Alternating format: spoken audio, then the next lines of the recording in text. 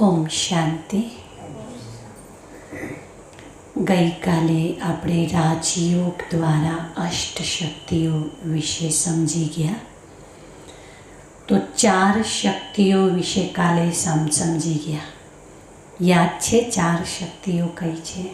સહન શક્તિ, નિર્ણય શક્તિ, સમાધિ શક્તિ, પરખ શક્તિ, નિર્ણય શક્તિ. પહેલી શક્તિ કઈ છે? સહન શક્તિ. આપણા જીવનમાં જોઈએ કે ના જોઈએ? છે કે નહીં? છે કે નહીં?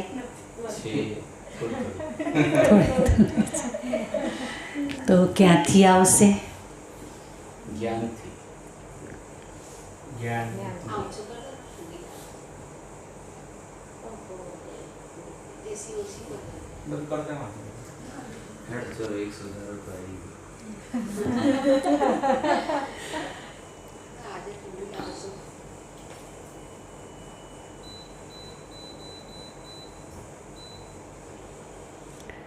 તો રાજયોગ દ્વારા પ્રાપ્ત થતી અષ્ટશક્તિઓ સહન શક્તિ, સમાવાની શક્તિ, પરખ શક્તિ અને નિર્ણય શક્તિ. તો આજે 5મી શક્તિ છે સામનો કરવાની શક્તિ. સામનો એટલે કોનો સામનો? શું પરિવારમાં એકબીજાનો સામનો કરવો? આજકાલ શું કરતા હોય છે? સામનો કરવાની શક્તિ, સમાવાની શક્તિ, એમાં ગડબડ થઈ જતી હોય છે. પરિવારનો સામનો કરી લેતા હોય છે, એટલે કે પરિવારમાં લડાઈ ઝઘડા કરે કે સામનો તો કરવો પડે ને. જ્યારે પરિવારમાં સમજવાનું છે, સહન કરવાનું છે અને વાતને સમજીને રહેવાનું છે. તો સામનો કરવાની શક્તિ એટલે શું? જીવનમાં આવતી નાની મોટી વાતનો સામનો સહજ થઈ જતો હોય છે, પણ ક્યારેક એવી કોઈ સમસ્યા આપણી સામે ઊભી હોય છે કે જે સમયે આપણે સ્વયંને સક્ષમ નહીં સમજતા, એટલે કે એટલા મજબૂત નહીં સમજતા કે આ પરિસ્થિતિને હું પાર કરી શકીશ. દાખલા તરીકે પરિવારના કોઈ સદસ્યનું મૃત્યુ. જે સમયે મૃત્યુ થાય તો બીજા સદસ્યોને એમ લાગે કે હવે આગળની જિંદગી આપણે નહીં જીવી શકીએ. જ્ઞાન કહે છે આત્મા અજર, અમર, અવિનાશી છે. આત્માનું કદી મૃત્યુ નહીં થતું. તમારા ઘરમાં કોઈ બાળકનો જન્મ થયો તો એ આત્મા પહેલાં કોઈ બીજા ઘરમાં હતી, એ તમારા ઘરમાં આવી છે. જ્યારે એનો પાર્ટ પૂરો થશે, એના લેખ પૂરા થશે તો એ બીજી જગ્યાએ જશે જ. બીજા શબ્દોમાં કહીએ કે કોઈનો પણ જન્મ થાય છે તો જન્મની સાથે મૃત્યુ લખાઈ જાય છે, એટલે કે મૃત્યુ નિશ્ચિત છે. જો મૃત્યુ નિશ્ચિત છે તો ભય શેનો? અને જે ભયભીત થઈને જીવે છે એ રોજ મરે છે. રોજ મરે છે એટલું જ નહીં, રોજ મરેલાની જેમ જીવે છે.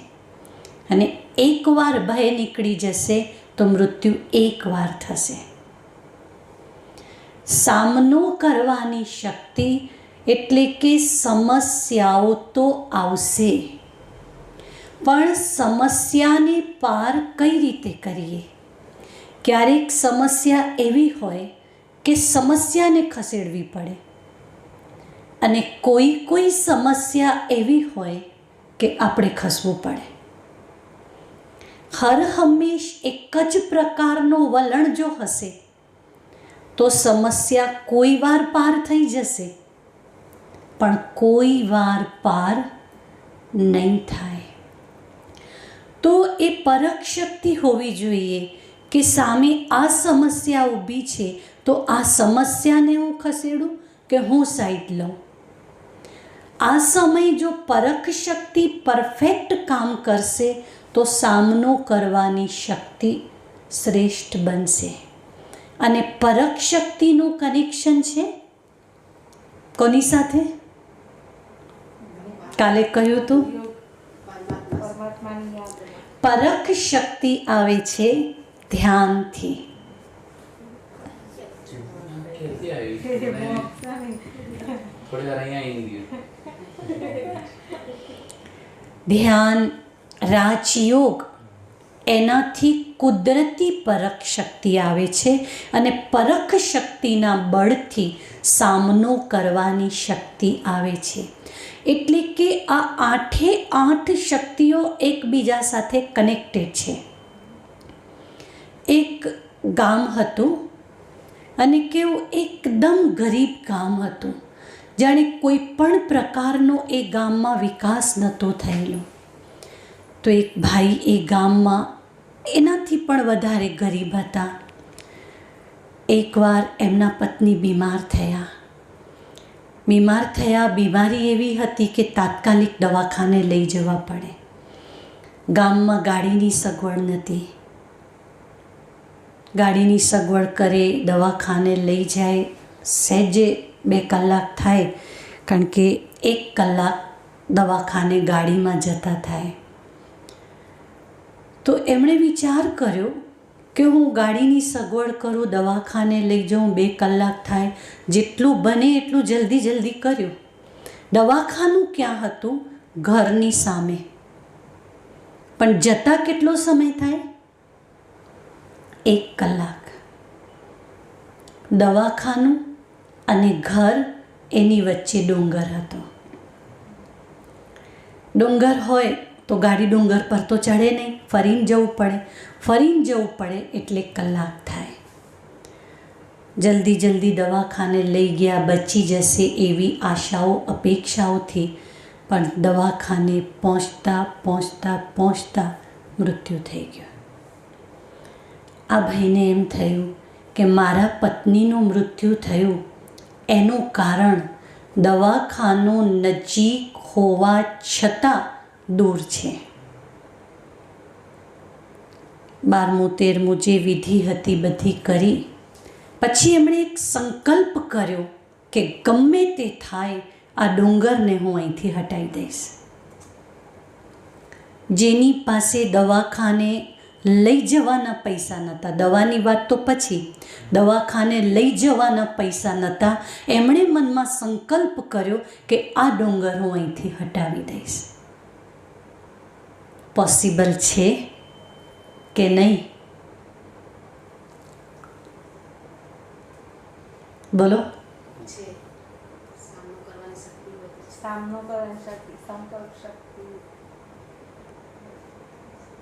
પોસિબલ છે? અશક્ય જેવું તો લાગે.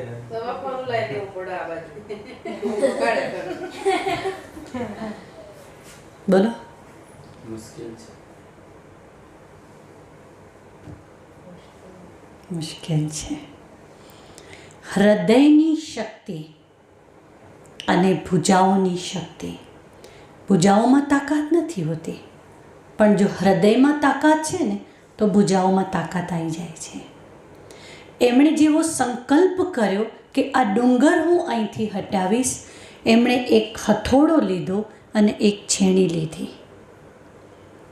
ધીમે ધીમે ડુંગર તોડતા 18 વર્ષ થયા એમને. એકલા, કોઈ પૈસો હતો નહીં, કોઈ મોડી નહીં. 18 વર્ષે એમણે ડુંગર તોડ્યું અને ગાડી સહજ જાય એવો રસ્તો કર્યો. હવે કોઈ પણ બીમાર થાય છે 3 મિનિટમાં દવાખાને પહોંચી જાય છે. એ ગામના લોકો એમને ભગવાન તરીકે માને છે કે એક વ્યક્તિની તાકાત, જેને કોઈ પૈસો નથી, કોઈ મૂડી નથી, કોઈ વ્યક્તિઓનો સહારો નહીં માંગ્યો, કોઈ ફંડ નહીં માંગ્યું, કોઈ સહાય નહીં માંગી, સંકલ્પ શક્તિથી ડુંગરમાં પણ રસ્તો કર્યો. सामनो करवानी शक्ति। जहाँ चाह वहाँ राह। जो चाहना कम्प्लीट हશે तो राह એટલે કે રસ્તો તો મળી જશે। આપણા જીવનમાં પણ નાની મોટી ઘણી સમસ્યાઓ આવતી હોય છે અને એક બે નહીં, અનેક સમસ્યાઓને આપણે પાર કરતા રહ્યા, પણ કોઈ વાર એવું બનતું હોય છે કે કોઈ સમસ્યામાં આવીને અટકી જઈએ છીએ। મોટી મોટી સમસ્યાઓ ઘણીવાર પાર થઈ ગઈ, નાની સમસ્યામાં અટકી ગયા, ઘણીવાર નાની સમસ્યાઓ પાર થઈ ગઈ અને મોટી સમસ્યામાં અટકી ગયા। પણ જ્યાં શિવની શક્તિ છે, પરમાત્મા શક્તિ છે, ત્યાં સમસ્યાઓ પાર કરવી સરળ છે। તો પાંચમી શક્તિ કઈ થઈ? સામનો કરવાની શક્તિ। અને છઠ્ઠી શક્તિ છે સહયોગ શક્તિ। સહયોગ શક્તિ એટલે શું? હવે હું એક નાનકડી વાર્તા કહીશ, તમારે એમાં એ શોધવાનું છે કે આ આખી વાર્તામાં ભૂલ કોની છે। જેમ કાલે નાની વાર્તા કહી હતી એવી રીતે એક પરિવાર જેમાં પતિ, પત્ની, દીકરો, દીકરી 4 સદસ્યો રહેતા હતા। એમણે ઘર બનાવ્યું ગામથી દૂર, જ્યાં આજુબાજુ કોઈ ઘર નથી, એકલા। સમજો ખેતરમાં બનાવે તો આજુબાજુ કોઈ ઘર ન હોય એવી રીતે મકાન બન્યું, રહેવા ગયા 4 સદસ્યો, પતિ, દીકરો, દીકરી 3 જણા સવારમાં 9 વાગે ઘરમાંથી નીકળે। બાળકો પહેલાં ટ્યુશન જાય, ટ્યુશનથી પછી ડાયરેક્ટ સ્કૂલ જાય। સ્વાભાવિક છે 5 વાગે સ્કૂલમાંથી છૂટે, ઘરે આવતા 5:30 થઈ જાય। પતિ પણ સવારે 9 વાગે જાય, સાંજે 6 વાગે આવે। એમ કહી શકીએ કે 3 જણા એક સાથે જાય, એક સાથે આવે। ઘરમાં એક વ્યક્તિ એકલી, સવારે 9થી સાંજના 6 સુધી પત્ની એકલી છે। એક દિવસ પત્ની પોતાના પતિને કહે છે, તમે 3 સવારના જતા રહો છો, હું આટલો ટાઈમ એકલી રહું છું તો મારું મન ઉદાસ થાય છે, મને ઘરમાં ગમતું નથી અને આજુબાજુ પણ કોઈ અહીંયા પાડોશ નથી, મને ઘરમાં કંટાળો આવે છે, મને કોઈ નાની મોટી જો નોકરી મળે તો હું નોકરી કરું।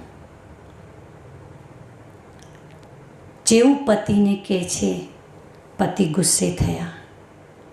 આપણે ક્યાં પૈસાની તંગી છે કે તારે નોકરી કરવી પડે, કોઈ જરૂર નથી।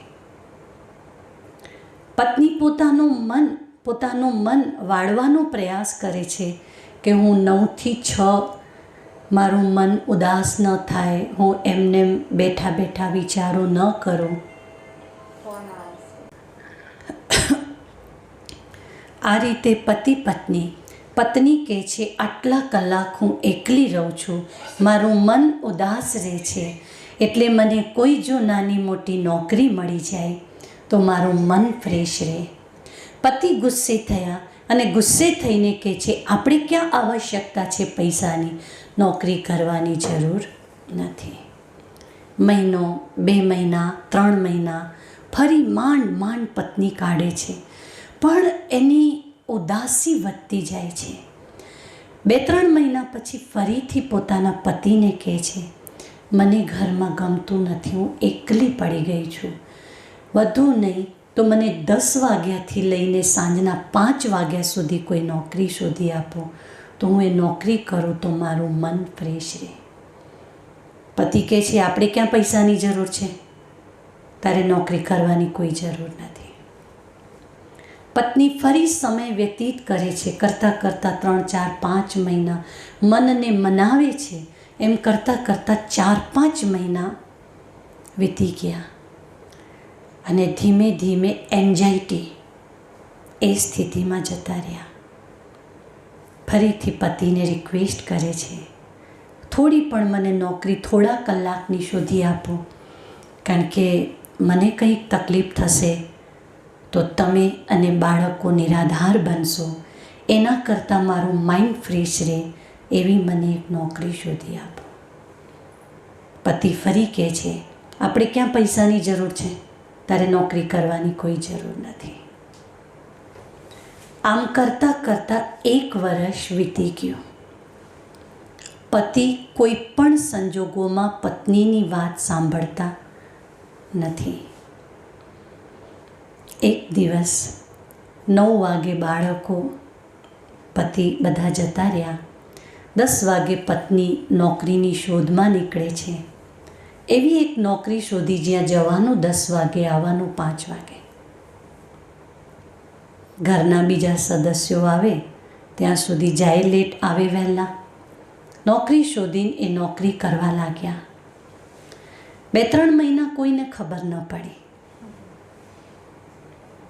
એક દિવસ એવો હતો, એ નોકરી ગયા, પણ નોકરીથી જ્યારે પાછા વળતા હતા તો રોજ એક બ્રિજ, એક પુલ આવતો હતો. એ પુલ પર એક દિવસ એક વાઘ આવીને બેઠેલો. કોઈ પણ એ પુલથી આવી શકે નહીં, જઈ શકે નહીં, અને ઘરે આવવા માટે બીજો કોઈ રસ્તો નહોતો.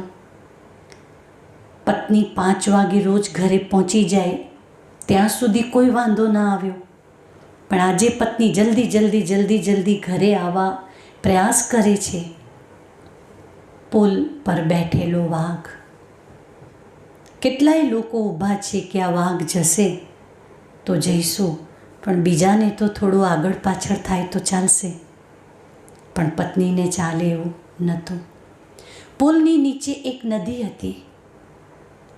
પત્નીને એમ કે વાંધો નહીં, અહીંયા વાઘ છે તો હું ફટાફટ ફરીને નીચે જાઉં તો નદીમાં કદાચ કોઈ નાવવાળો હશે તો મને નાવ પાર કરાવે.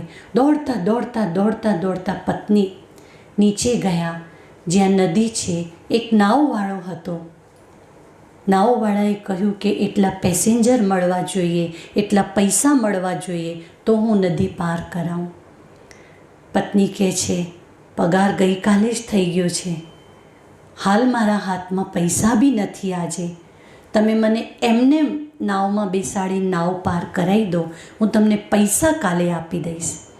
નાવવાળો કહે છે, હું તો તમને ઓળખતો નથી, એમને કઈ રીતે હું તમને નદી પાર કરાવું, હું કરાવીશ નહીં. ફરી ઉપર આવે છે કે વાઘ જતો રહ્યો હોય તો હું જલ્દી ઘરે પહોંચી જાઉં, પણ વાઘ હતો. જ્યાં નોકરી કરતા હતા ત્યાં દોડતા ગયા તો સાહેબ તાળું મારીને જતા રહ્યા હતા કે થોડા પૈસા કદાચ મળી જાય તો હું નાવમાં બેસી જાઉં. સાહેબ પણ ના મળ્યા. બાજુમાં એક નાનપણની બેનપણી કોઈ રહેતી હતી, જે નાનપણમાં સાથે ભણતા હોય. બેનપણીને કહે છે, તો મને 50 રૂપિયા જો આજે આપે તો હું કાલે આપી દઈશ. બેનપણી કહે છે, મારો પતિ તો એટલો વિચિત્ર છે કે મને 10 રૂપિયા બી મારા હાથમાં નથી આપતો, હું 50 તો મેં જોયા જ નહીં. આ પત્ની ટેન્શન કરતા જલ્દી ફરીથી પુલ પર પહોંચ્યા એટલામાં વાઘ જતો રહ્યો હતો. જલ્દી દોડતા ઘરે પહોંચ્યા તો બાકીના 3 સદસ્યો આવી ગયા હતા. પતિ પૂછે છે, ક્યાં ગઈ હતી, ક્યારની ગઈ હતી? કોઈ બી પૂછે, સ્વાભાવિક છે. પત્નીને એમ થયું કે હવે ગોળ ફેરવું એના કરતાં જે છે સાચું કહી દઉં. પત્નીએ જે હકીકત હતી બધું જ સાચું કહી દીધું. પતિ કહે છે, મારી આજ્ઞાનું ઉલ્લંઘન કર્યું એટલે તો મને હવે આ ઘરમાં નહીં જોઈએ, આજથી છૂટાછેડા. આ વાતમાં દોષ કોનો?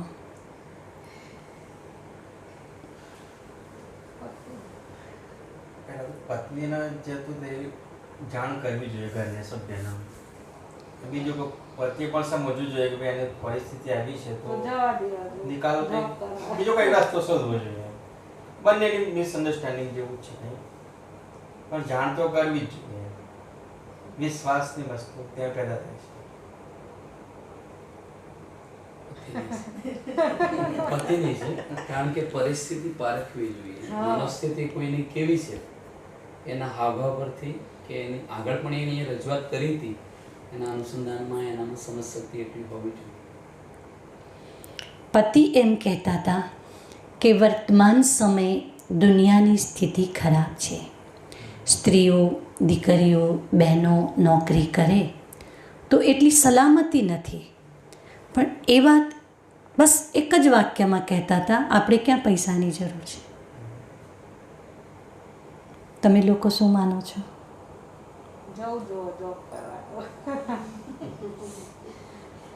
સ્વતંત્ર લાઈફ દરેકની હોય ને. જિંદગી તો પતિની જ ગલતી છે કેમ કે આ પત્ની પછી કંઈક એવી કંઈક બીમારી આવી જતી ને ઘરમાં અકળાઈ મરી ગઈ હોત તો સારું કર્યું ને નોકરી કરી. એ પણ સાચી વાત છે. મોતું પૂછે તો જવાબ દો. પણ ક્યારે કહેતી નથી એનું ઘર જ નહીં છોડ્યું. ખુશી બોલ, શું માનવું છે? એમ તો પતિની જ ભૂલ કહેવાય. જવા દેવું જોઈએ. અગર આવી સિચ્યુએશન હોય પછી જવા દેવું પડે. એ તો ક્યાંક મનસ્થિતિ ઉપર ડિપ્રેશન આવી ગયું અને એમાં જ કંઈક ખરાબ થઈ ગયું. પતિની પારખવાની શક્તિ નથી, પત્નીની સામનો કરવાની શક્તિ નથી. તમે શું માનો છો? પતિની ભૂલ કહેવાય. જવા દેવા જોઈએ. અચ્છા, બધા એમ જ માનો છો પતિની ભૂલ કહેવાય? હું બંને બાજુ કહું છું. પત્નીની પણ થોડીક ભૂલ કહેવાય. જાણ તો કરવી જ જોઈએ. ભલે સામનો કરવાનો થોડીક શક્તિ રાખીને કેવું તો જોઈએ. ફોન બંધ હતા નતા. એ તો મેસેજ છોડી જતો કહેવાય. હવે આમ જોઈએ તો આ વાતમાં બધા જ સાચા છે. કોઈ એક પણ પાત્ર ખોટું નથી. વર્તમાન સમયે જે દુનિયાની સ્થિતિ છે એના આધારે પતિ કહેતા હતા જો પૈસાની જરૂર ના હોય તો પત્નીને કેમ નોકરી કરવી પડે? હા, ક્યાંક બંને નોકરી આ જમાનામાં કરતા હોય છે, પણ જો આવશ્યકતા જ નથી એટલા બધા પૈસાની તો ના કરવી જોઈએ. પતિની એ પ્રકારની ભાવનાઓ હતી. પત્નીને એમ હતું કે મારું મન એકદમ અપસેટ રહે છે, હું બેચેન રહું છું અને મારું માઇન્ડ બિલકુલ અપસેટ થઈ જશે તો એક પત્ની વગર પરિવારમાં 2 બાળકો અને પતિની શું સ્થિતિ થાય એ સમજી શકતા હતા. એટલે એમની ભાવનાઓ સારી હતી. વાઘ વચ્ચે આવી ગયો. જો વાઘ ના આવ્યો હોત તો હજી આ ચાલ્યું હોત, પણ ગમે ત્યારે તો પરિસ્થિતિ ઊભી થાત. નાવવાળાએ બી ના પાડી કે હું તો તમને ઓળખતો નથી. એ બી એમની રીતે ક્લિયર છે. ફરીથી જે જગ્યાએ નોકરી કરતા હતા ત્યાં સાહેબ પાસે ગયા તો એ તો જતા રહ્યા હતા. બેનપણીના હાથમાં પૈસા હોય તો આપે. એટલે આ બધા બીજા ફેક્ટર્સને આપણે બાજુમાં મૂકીએ. પણ છેલ્લે વાત આવી પતિ પત્ની પર. બંને નિર્દોષ હોવા છતાં પરિણામ છૂટાછેડા સુધી પહોંચી ગયું. બસ આજકાલ ઘર પરિવારમાં આવું જ બનતું હોય છે કે એકબીજાને પૂર્ણ રૂપે સહયોગ નહીં આપતા. સહયોગ શક્તિ એટલે શું? પત્ની જ્યારે પરણીને, દીકરી જ્યારે પરણીને સાસરે આવે છે તો એ શું છોડીને આવે છે? તમને ખબર તો હશે ને બધાને. કેટલો ત્યાગ કર્યો છે? બધું જ. બોલો મહેન્દ્રભાઈ. સાચી વાત છે બેન, પણ સામે મળી જાય છે.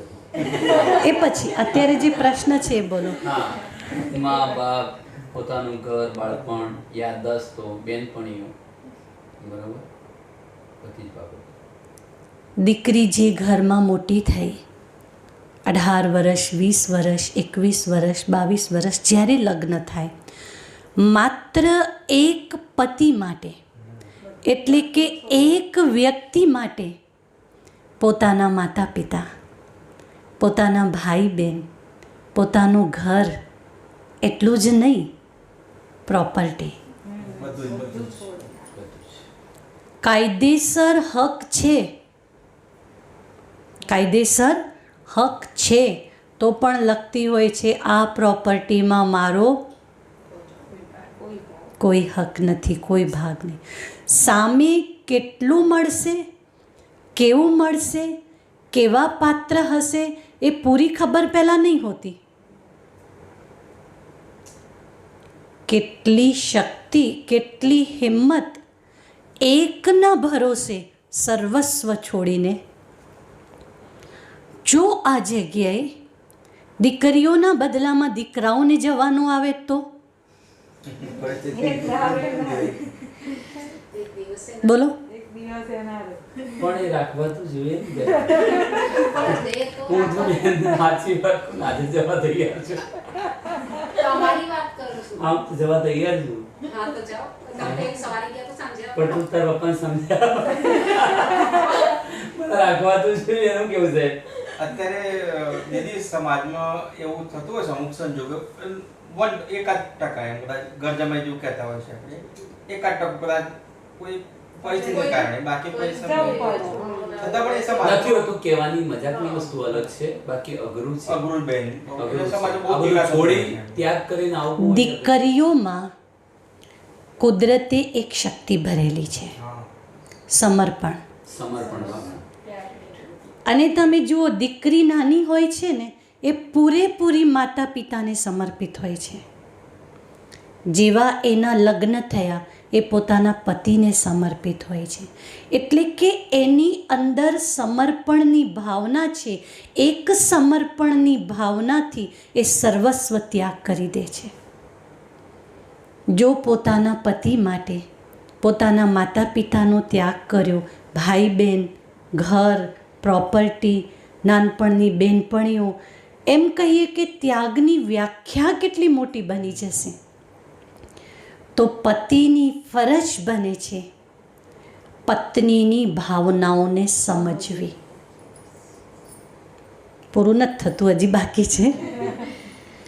બીજું કે નોકરી કરવી એ જ સમાધાન નથી મનને વાળવા માટે. જ્યારે પતિએ કહ્યું કે નોકરી કરવાની જરૂર નથી, તો રિયલમાં નોકરી કરવાની જરૂર નથી. જો એ પરિવારમાં જ્ઞાન હોત તો, ખાલી આટલું વિચારો કે એ પરિવારમાં જ્ઞાન હોત તો આ સમસ્યા બની હોત? જ્ઞાનીને તમે જંગલમાં મૂકી આવો ને 1 મહિનો તો એ નહીં કંટાળે. કંટાળો કેમ આવ્યો? એકલતા. એકલા કેમ? ભગવાન જોડે નથી.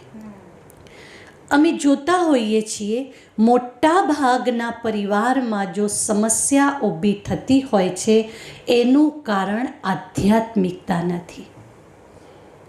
સત્સંગ અલગ છે, ભજન અલગ છે, આધ્યાત્મિકતા અલગ છે. ત્રણેય અલગ અલગ વસ્તુ છે. જે પરિવારમાં આધ્યાત્મિકતા છે ત્યાં લગભગ સમસ્યા નહીં બનતી. સમસ્યા તો બાજુમાં મૂકો, પણ તમે એ પરિવાર જોશો તો તમને એક આદર્શ પરિવાર લાગશે. એટલા માટે સહયોગ શક્તિ એટલે શું? એકબીજાને સહયોગ આપો. પતિ થોડી ઘણી કુટેવ હશે તો ચાલશે, થોડી ઘણી બધી હશે તો ચાલશે, પણ દીકરી કે પત્નીમાં એક તાકાત હોય છે વાળવાની. પત્ની સ્વરૂપે કહો, દીકરી પિતાને કે કંઈ બી, ટૂંકમાં નારી શક્તિ. નારી શક્તિ સહન કરીને, સમાવીને, સમજીને વળાંક લઈ શકતી હોય છે. આપણે જોતા હોઈએ છીએ, માં છે પતિનું મૃત્યુ થઈ ગયું છે તો પોતાના બાળકોને મજૂરી કરીને ઘરનું કામ કરીને ઉછેર કરશે અને એવા બાળકોનો લગ્નના સમયમાં બહુ વાંધો નહીં આવતો. પણ જે ઘરમાં માતા નહીં હોય, પિતાએ બાળકોનો ઉછેર કર્યો હોય તો લગ્નના સમયે વિચારતા હોય છે કે મા વગરના બાળકો છે, સંસ્કાર હશે કે નહીં હોય. બરાબર છે. એટલે કે એક નારીનો રોલ ભગવાને સૌથી ઊંચો બનાવ્યો છે, સૌથી ઊંચામાં ઊંચો. ભગવાને જ્યારે સૃષ્ટિનું સર્જન કર્યું, પશુ પંખી મનુષ્ય બધા બનાવ્યા, એમાં જ્યારે નારીનું શરીર બનતું હતું તો ઘણી બધી વાર લાગી. એટલી બધી વાર લાગી તો નારદજી કહે છે, ભગવાન આટલી બધી વાર કેમ? ભગવાને કહ્યું કે આ સૃષ્ટિ પર મારું સ્વરૂપ જોવું હોય તો નારીની અંદર મળશે, એટલે મને વાર લાગે છે. નારદજી કહે છે, આ તો બહુ કોમળ છે, તમારું સ્વરૂપ આ નારીમાં ક્યાંથી દેખાશે? ભગવાને કહ્યું, આ જેટલી બહારથી કોમળ દેખાય છે એટલી જ અંદરથી સ્ટ્રોંગ છે. નારદજી કે એ કઈ રીતે? નારદજી કે એકદમ કોમળ છે. નારદજી કહે છે કે જો એમનું ટોટલ બોડી એકદમ કોમળ છે. ભગવાને કહ્યું કે નારીનું સર્જન, એને કોઈ પણ સમસ્યા આવશે તો આંખમાંથી પાણી આવી જશે, એ રોઈ જશે, અને આંખમાંથી પાણી આવ્યા પછી એની એનર્જી 4 ગણી થઈ જશે. એટલે તમે જો બહેનો રડી લે અને રડ્યા પછી પાછી તાકાત આવે અને એ ગમે તેની વચ્ચે રડી જશે, કોઈ ફરક નહીં પડે. અને રડ્યા પછી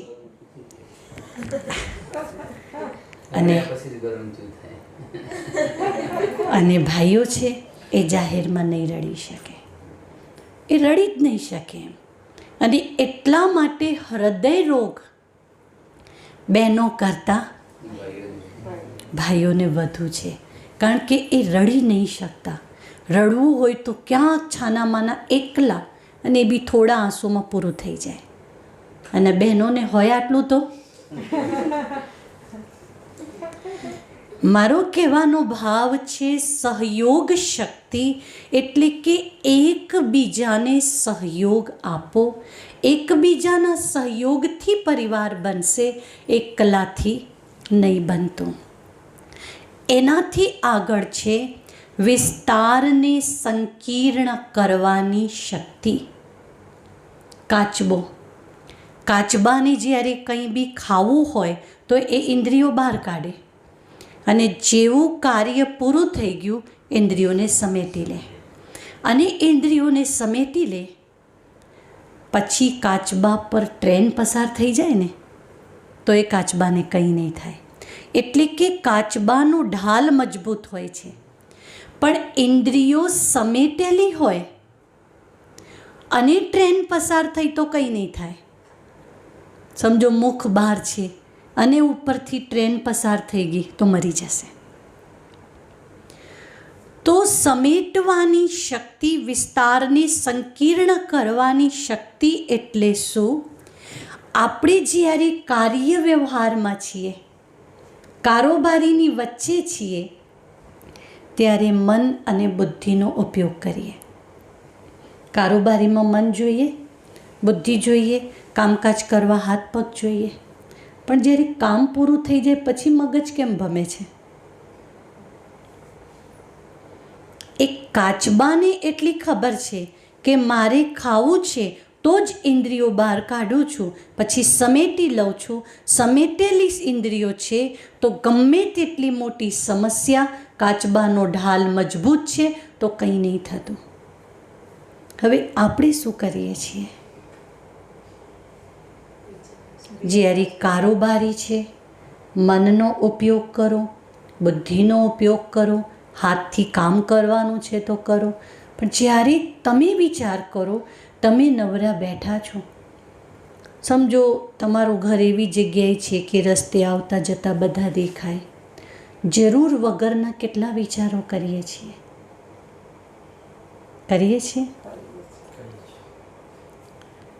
જે વિચારો સાથે આપણું કોઈ કનેક્શન જ નથી. એક દાખલો આપું. પાડોશનું ઘર અને તમારું ઘર વચ્ચે એક દિવાલ છે. એમના ઘરે થોડી ખટપટ થઈ, તમને અવાજ આવ્યો, પણ તમે થોડા આ બાજુ બેઠા હતા, બરોબર નહોતું સંભળાતું. અહીંથી ઊભા થઈને સીધા એમના ઘરે તો ના ગયા, પણ દિવાલ પાસે કે ક્લિયર સંભળાશે. શા માટે એમના ઘરની વાત સાંભળવાની ઈચ્છા થઈ? આમ બેઠા હોય તો ઉપરથી આમ જતું રહેવું જોઈએ. જે બનતું હોય છે એ વાત છે. અને એમના ઘરની વાત પૂરેપૂરી તો નહીં સંભળાય, થોડી ઘણી સંભળાય. એટલામાં એનાથી આગળનું જે ઘર છે એમને બોલાવી લીધા. સાંભળ કે ખબર પડે કે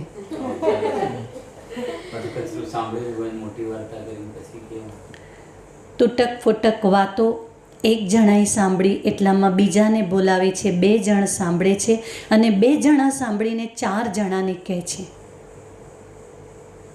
4 જણા આગળ કહેશે કે નહીં કે? હવે આ ટોટલ આમાં એનર્જી કેટલી ગઈ તમારી? વિચાર કરો. જો તમને કહેવામાં આવે કે આજે રાતના 10 વાગે બહુ જ વાવાઝોડું છે, તો તમે ઘરની બારીઓ બારણા ખુલ્લા કરશો કે બંધ કરશો? બંધ કરશો. અને બાજુના ઘરમાં વાવાઝોડું આવે તો?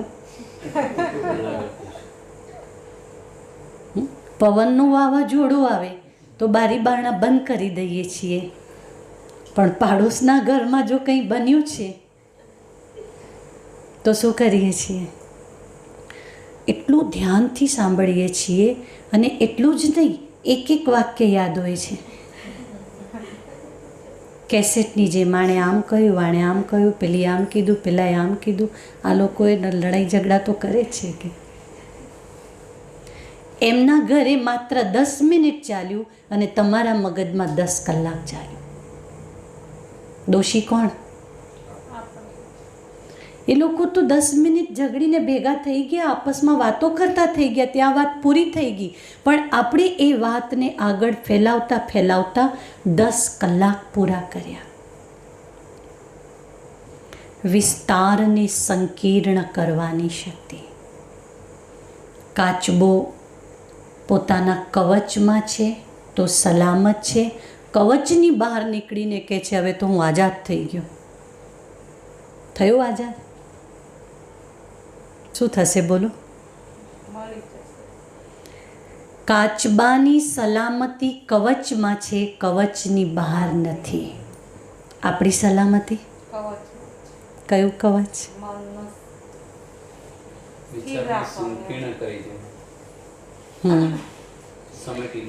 આપણી સલામતી છે વ્યર્થની જે વાતો છે, જેની ન તમને જરૂર છે ન પાડોશીઓને જરૂર છે, એવી વાત વિચારો પણ નહીં. શા માટે વિચારીએ આપણે? બાજુના ઘરમાં ઝઘડો થાય, આપણે કાન દઈને સાંભળીએ. શેના માટે? આપણને કોઈએ જવાબદારી આપી છે કે બાજુના ઘરના ચોકીદાર બનો? ફેક્ટરીમાં ચોકીદારને તો 5-6 હજાર મળે છે અને આપણને પાડોશના ઘરની ટોટલ હિસ્ટ્રી ખબર છે. જાણવાની જરૂર નથી આપણે, તો પણ ખબર છે. ભૂલી જવું જોઈએ તો એ યાદ છે. અને શિબિરની વાતો યાદ રાખવી જોઈએ ખરેખર. અને બેન તમે કહો તો ઘણું બધું છો, પણ અને 8મી શક્તિ છે સમેટવાની શક્તિ. વહેલી સવારે 4 વાગે જો ટ્રેનમાં ક્યાંક જવું છે તો બિસ્તરા પોટલા ક્યારે ભરીશું? સવારે ઉઠીને કે આગલા દિવસે રાત્રે આગલા દિવસે ભગવાન કહે છે હું આ ધરા પર આવ્યો છું દુનિયાને બદલવા માટે, નવી દુનિયા બનાવવા માટે. ગમે ત્યારે ટ્રેન આવીને ઊભી રહેશે, કોણ બેસી શકશે? જે પહેલાથી સમેટી જશે, કોણ બેસી શકશે? જેનું આગળ તૈયારી હશે તે તૈયારી કરીએ છીએ બધી. તૈયારીઓ કરીએ છીએ. કઈ કઈ તૈયારીઓ કરવી પડશે? જ્ઞાન, સંસ્કાર, આધ્યાત્મિક જ્ઞાન. આધ્યાત્મિક. ક્યારથી કરવું પડશે? ટ્રેન તો ગમે ત્યારે આવશે, ટ્રેનની તારીખ નથી મળી. અત્યારેથી જ કરવું પડે. એ વખતે કરીએ તો નહીં પહોંચી વળીએ. ના પહોંચી વળીએ. તો જતી રહેશે આપણે ત્યાં રહી જઈશું. ટ્રેન નીકળે પછી કરી લઈએ. 50 વર્ષની ઉંમર થાય પછી કરીએ એમ કહે છે કોઈ. પણ મને ખબર છે મારી ટ્રેન લગભગ 54-55 છે. પણ એ દુનિયાની તો નથી ને તારીખ તો. એ દુનિયા તો પૂરી થવા આવી છે. બેન એક જણ તો આગળ જવું જોઈએ ને આપણી વ્યવસ્થા કરી શકે એવું. તો તું છે યાર. મારી વ્યવસ્થા તમારા માટે નહીં ચાલે. આ સંબંધો ત્યાં ચાલશે? ના ચાલે. ના આમ ચાલે. તો ના ચાલે પણ આપણે એમ કહીએ 7 જન્મોનો આ તો હોય છે. પાછો એક જ જન્મ થયો ને. પણ સાતમો હોય તો હોઈ શકે સાચું. છેલ્લો જ લાગે છે કરે. તો આઠમી શક્તિ છે સમેટવાની શક્તિ. સમેટવાની શક્તિ શું તમને લાગે છે? એક દિવસ, એક અઠવાડિયું, એક મહિનો, એક વર્ષ એટલા સમયમાં તમે સમેટી લેશો? તમે વિચાર કરો તમને સમેટવામાં કેટલો સમય થશે? તો શરૂઆત ક્યારથી કરીએ તો સમય પર આપણે સ્થાન પર પહોંચી શકીએ? અત્યારથી જ કરો. કે રાહ જોવાની આવશ્યકતા છે? અમુક ઉંમર પછી આધ્યાત્મિકતા જીવનમાં લાવવી ખૂબ મુશ્કેલ છે. શરૂઆત પહેલાંથી થવી જોઈએ. એક છોકરો હતો, એનું નામ નાથુ હતું. સ્વભાવનો બહુ કંજૂસ. સાંભળેલું છે? નહીં સાંભળેલું? આર્થિક શબ્દ આવે. સ્વભાવનો બહુ કંજૂસ. એટલો કંજૂસ કે કદી એનો વાપરવામાં જીવ નહીં ચાલે, પણ ભેગું કરું એમાં જ જીવ ચાલે. નાથુ આગળ વધતા, ભણતા, મોટો થતા, કમાતા નાથાલાલ થઈ ગયો. થોડા પૈસા આવે, થોડો બંગલો બને, પછી શું કહેવાય? નાથાલાલ કહેવાય. નાનો હોય તો નાથું કરે, પછી નાથાલાલ થઈ ગયો. તો એની પાસે હવે પૈસા સારા છે, ઘર સારું છે, પણ કંજૂસ તો હતો જ. કંજૂસાઈ એના શું કહેવાય સંસ્કારમાં. આમ કરતાં કરતાં સમય વીતતો જાય છે. નાથાલાલને કહેવામાં આવે થોડું ભગવાનનું નામ લો, તો કે ટાઈમ જ નથી, હજી તો મારે આ બાકી છે, હજુ આ બાકી. આખું લિસ્ટ તૈયાર હતું, એટલે એમને સેટ થતું નહોતું. આમ કરતાં અંતિમ પડાવ પર પહોંચી ગયા. પરિવારજનોને એમ થયું કે જીવનભર તો ભગવાનનું નામ લીધું જ નહીં. પ્રયાસ કર્યા બધાએ, પણ ભગવાનનું નામ લઈ શક્યા નહીં.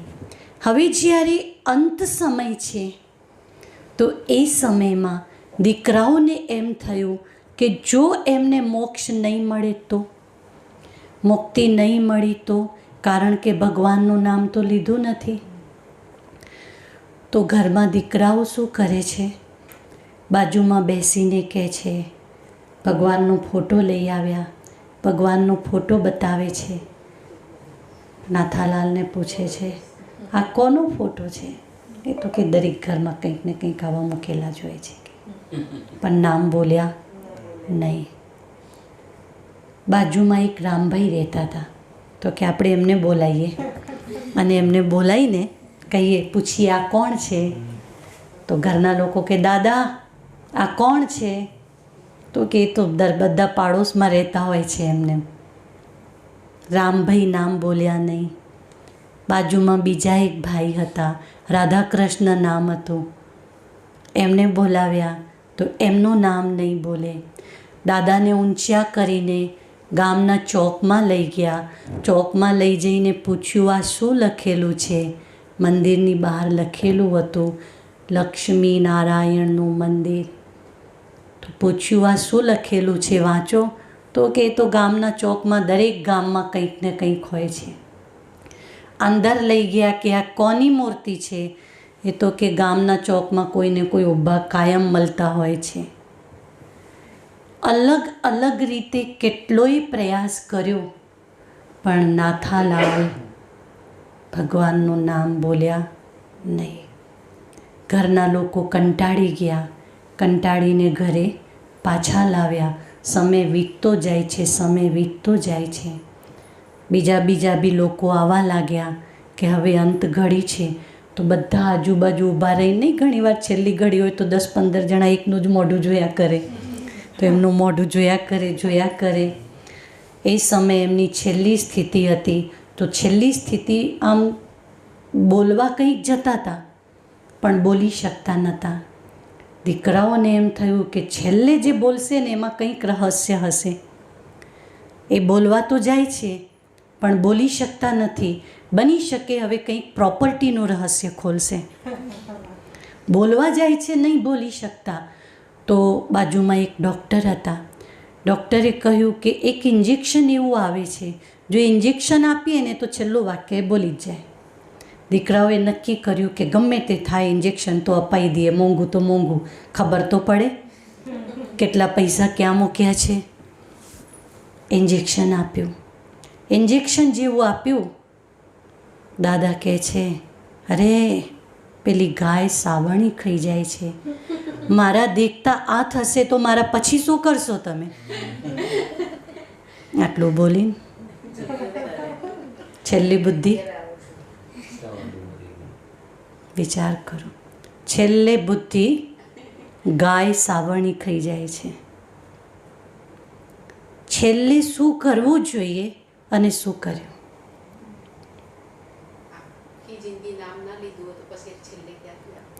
આ ઉંમરમાં 1% ભગવાનનું નામ લેશો તો આગળ જતાં 2% 3%માં આવશો. અને એ પર્સેન્ટેજ વધતા 50, 60, 70 જેટલે સુધી પહોંચ્યા. પણ 1% જો તમે શરૂ નહીં કરો તો અમુક ઉંમર પછી શક્ય જ નથી કે તમે આધ્યાત્મિકતા જીવનમાં અપનાવી શકો. આજે તમે નહીં માનતા, કાલે તમારું મન નહીં માને. મજબૂર થશો તમે કે ઈચ્છા બી છે, સમજ બી છે, પણ મગજમાં બેસતું નથી. કારણ કે અમુક ઉંમર પછી તંતુઓ ઢીલા થઈ જાય છે, નવી વાત નથી સ્વીકારી શકતા. એટલે જાગ્યા ત્યારથી તો 8મી શક્તિ કઈ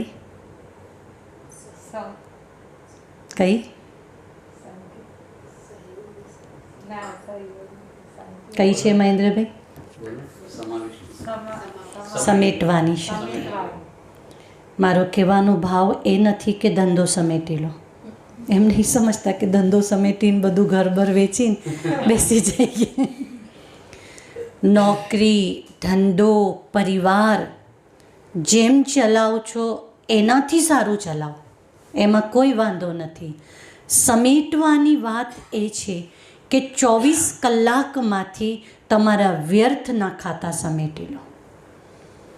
તમે વ્યર્થના ખાતા સમેટશો, આજે તમને ટાઈમ ઘટે છે, વ્યર્થના ખાતા સમેટશો તો ટાઈમ બચશે.